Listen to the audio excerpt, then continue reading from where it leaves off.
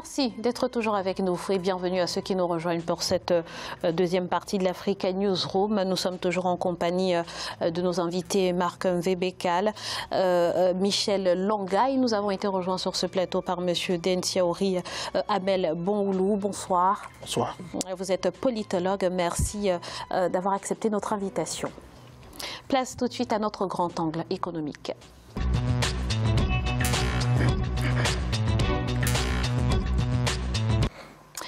Première édition du Forum Vox Eco, organisé par le groupe Vox Media ce mercredi 6 mars à Brazzaville. Une rencontre qui a rassemblé autorités, acteurs économiques et membres de la société civile. Il était question de réfléchir aux voies et moyens d'améliorer le climat des affaires. Reportage de Deva Panzo, notre correspondant à Brazzaville. Plusieurs acteurs économiques des secteurs publics et privés, les parlementaires et la société civile ont échangé sur les freins à l'attractivité des investisseurs privés dans un pays qui regorge d'énormes potentialités.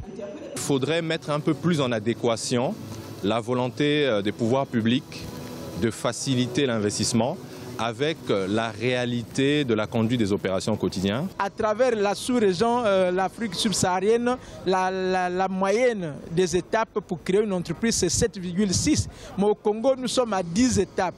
Et cela pose un vrai problème pour les entrepreneurs qui veulent investir parce que ça leur perd.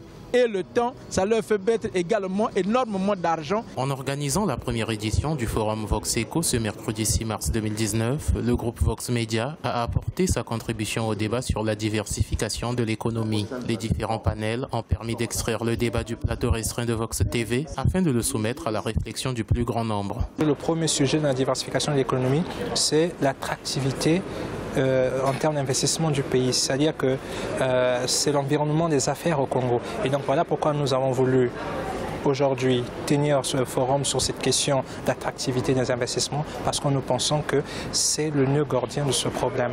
Toutes les contributions recueillies au cours du Forum Vox Eco seront consignées dans un livre blanc qui sera soumis au chef de l'État, au gouvernement, aux parlementaires, afin d'améliorer l'attractivité du pays auprès d'investisseurs. Ce rendez-vous économique réunira les experts tous les 4 mois. Alors, Monsieur Bonhoulou, dans le rapport Doing Business 2018, le Congo est classé 179e sur 184 pays. Comment l'expliquer dans un pays qui regorge d'autant de potentialités? Quels sont aujourd'hui les freins à l'investissement dans ce pays? Mais alors, moi j'aimerais d'abord affirmer que les potentialités ne sont pas les seuls critères pour attirer les investisseurs. Enfin, le Congo est un pays très riche, surtout en pétrole, mais il ne respecte pas les critères, à mon humble avis, qui pourraient attirer des investisseurs. Quels sont-ils, ces critères? Parce que d'abord, le premier critère, je vois la stabilité politique. La stabilité politique, mais je ne parle pas de stabilité politique de façade. Parce que, bon, connaissant l'histoire du pays, on sait que, bon, la stabilité est maintenue par un être périssable qui est M. Sassou Nguesso, qui résume la paix du pays à sa personne. Et à long terme, nous pensons que ce n'est pas la meilleure manière de parler de stabilité d'un État. Et en plus de la stabilité, je peux parler aussi du thème des infrastructures économiques, à savoir les routes, à savoir les ponts, à savoir les bâtiments qui pourront accueillir les investisseurs.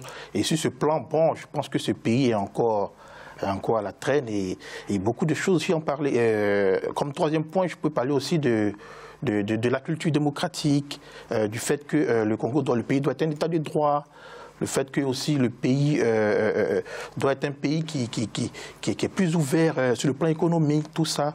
Donc c'est tous ces critères-là, je pense que le Congo doit respecter pour essayer de gravir un peu les échelons. Je vois que vous avez envie de réagir, monsieur. Oui, j'ai envie de réagir parce que cette question d'organisation de grands forums, de grands messes pour la promotion du business, des activités économiques, de l'investissement en Afrique m'intéresse d'autant plus que moi-même je suis d'origine gabonaise et que au Gabon, pendant plusieurs années, avec l'arrivée d'Ali Bongo au pouvoir, on a vu ce qu'on a appelé New York Forum Africa. Je crois que vous avez dû entendre parler de ça, qui était souvent organisé sous la houlette du publicitaire Mathias Attias, n'est-ce pas?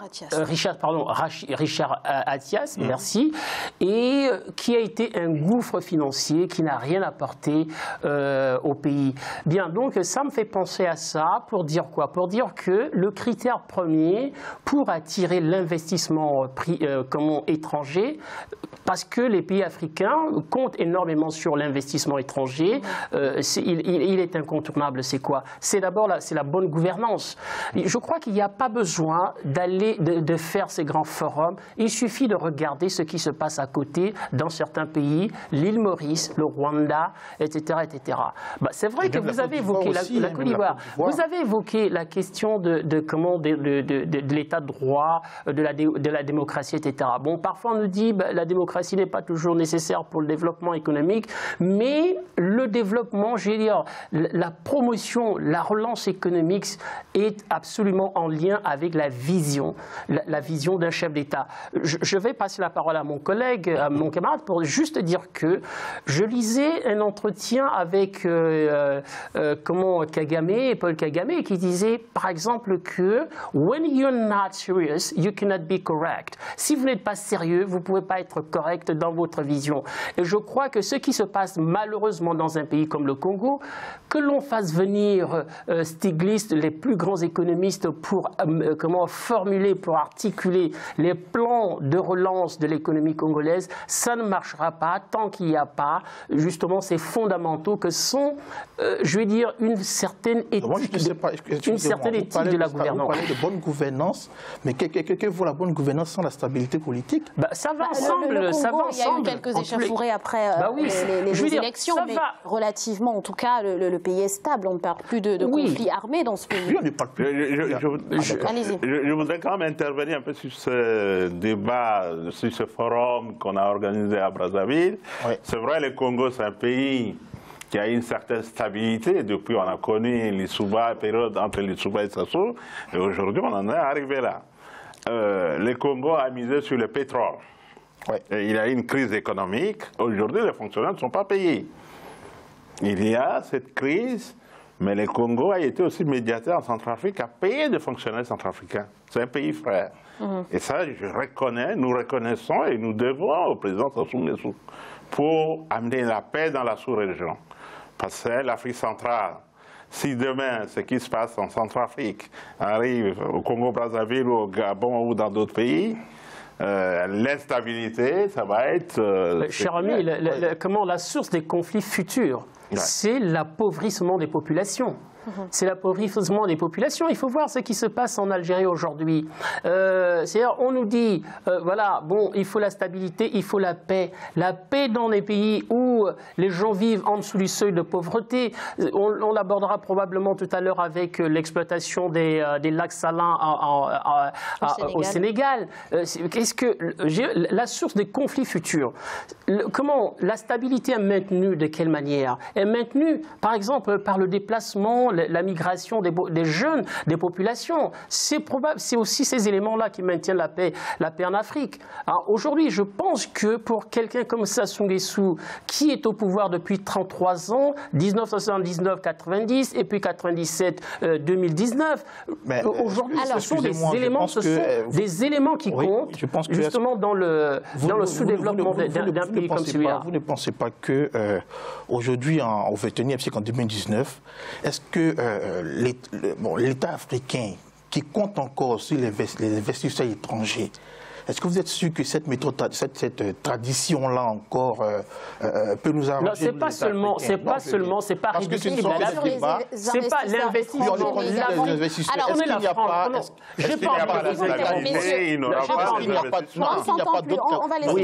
Est-ce qu'il n'y a pas d'autres mécanismes? Il y en a beaucoup, il y en a plusieurs. Aux économies africaines non dévoluées que de compter sur les investisseurs étrangers. Je veux dire, l'investissement étranger... Je voudrais juste préciser que ce genre de forum ne vise pas uniquement à attirer des investisseurs étrangers, mais également des investisseurs... C'est aussi le climat des affaires locaux. Et l'objectif, c'est faire des contributions et faire un livre blanc pour remettre au gouvernement. C'est de réunir des acteurs de l'économie réelle. des entrepreneurs, des décideurs, qui soient congolais, effectivement. Mais comme je le disais, moi, je ne veux pas qu'on focalise le débat sur les investisseurs seulement étrangers. Voilà. Parce qu'il y a d'autres solutions. Moi, je préconise donc qu'enfin, on essaie de promouvoir les petites entreprises, de leur donner les moyens de promouvoir l'entrepreneuriat local afin de permettre aux nationaux de créer eux-mêmes des richesses. Mais si les fonctionnaires ne sont pas payés, si les entreprises n'ont pas les moyens d'investir, comment ils vont... Mais il n'y a que l'État à mettre les moyens à disposition des services. Absolument, on est d'accord là-dessus. On est d'accord là-dessus. Que ça soit les économies africaines ou des pays développés.